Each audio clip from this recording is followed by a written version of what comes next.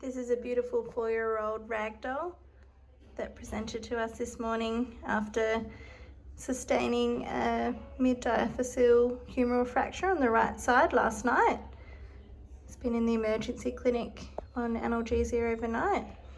Now we're just assessing his nerve function, especially given the location of the fracture being right where the radial nerve transverses, and I'm quite concerned about him because when he ambulates, gorgeous boy, he doesn't extend that front paw very effectively at all. Good boy.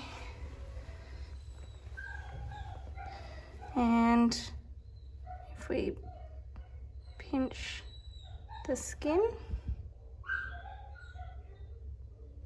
on the dorsal aspect, he doesn't have much reaction.